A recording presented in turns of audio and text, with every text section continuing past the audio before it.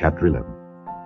Therefore thou shalt love the Lord thy God, and keep his charge, and his statutes, and his judgments, and his commandments alway. And know ye this day,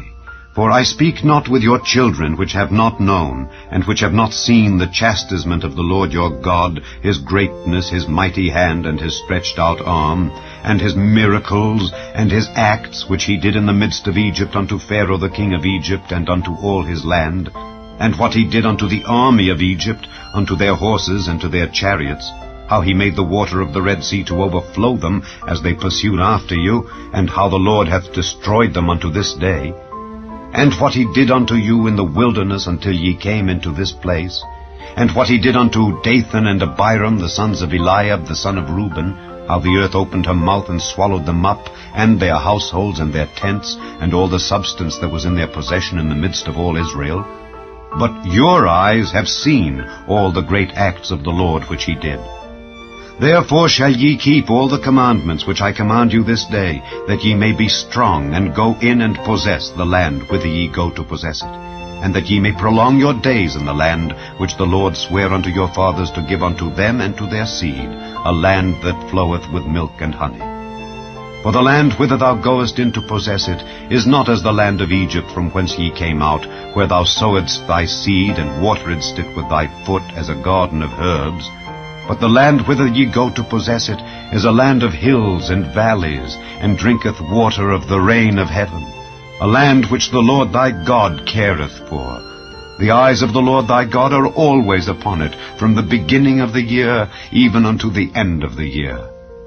And it shall come to pass, if ye shall hearken diligently unto my commandments which I command you this day, to love the Lord your God, and to serve him with all your heart and with all your soul,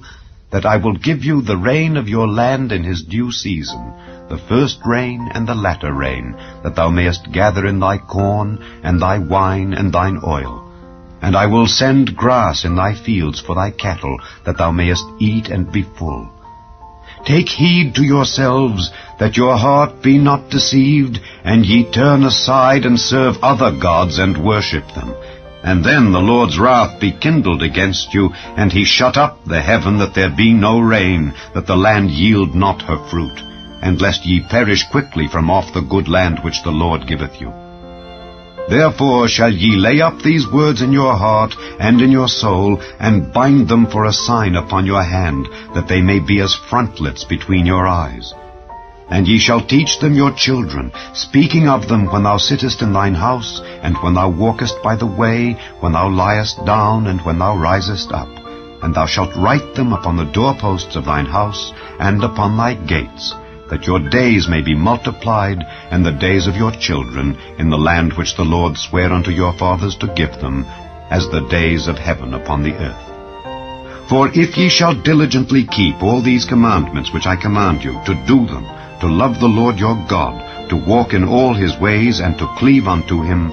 then will the Lord drive out all these nations from before you, and ye shall possess greater nations and mightier than yourselves.